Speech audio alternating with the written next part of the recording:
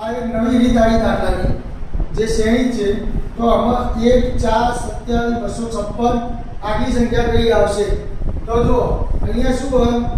1 એટલે 1 નો 1 ઘાત, અહીંયા 2 ની 2 ઘાત એટલે 4 આવી ગયા, 3 ની 3 ઘાત એટલે કેટલા થયા? 27.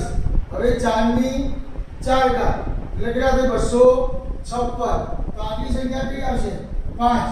5 ની કેટલી ઘાત આવશે? 5. તો 5 ગુણ્યા 5 ગુણ્યા 5 ગુણ્યા 5 એટલે કેટલા થશે?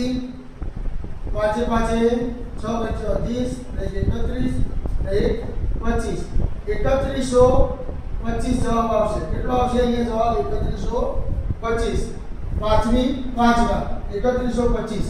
ચલો બીજો એક દાખલો. અહીંયા 1 ની 0 ઘાત આપેલી, અહીંયા 2 ની 1 ઘાત, અહીંયા 3 ની 2 ઘાત, અહીંયા 4 ની 3 ઘાત, 4 ચોક 16 64. તો આગલી સંખ્યા કઈ આવશે? 5 ની 4 ઘાત, 5 5 25 અને 625. કેટલા આવશે જવાબ એનો? 625. 5 ની 4 ઘાત. બીજો એક દાખલો અહીંયા આપેલો 3 11 27 અને 59. જો આની અંદર કોઈ ઘાત કેવું નથી. હવે આપણે અને એક નજરથી જોઈએ તો 3 ની અંદર 7 1 8 ઉમેરીએ તો 11 થાય.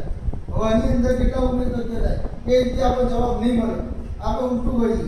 27 માં 27 ગુણ્યા 2 કેટલા થાય? 27 દુ 25 દુ 50 7 દુ 14 એટલે 27 દુ 54. 54 ની અંદર કેટલા ઉમેરીશું? 5. કેટલા આવશે? 59.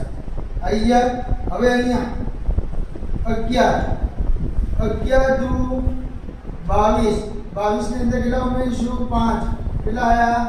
27. હવે અહીંયા 3 દુ 6 6 ની અંદર 5 ઉમેરીએ, જવાબ કેટલો આવ્યો? 11. આ રીતે આપણને મળી જાય જવાબ. હવે આના 59 ને આપણે 2 વડે ગુણીશું. 59 ગુણ્યા 2 એટલે 60 દુ 120 અને 118. 118 ની અંદર 5 ઉમેરીશું. કેટલા આવશે? 123. હવે ઉડી જાય. ઓકે 123 જવાબ.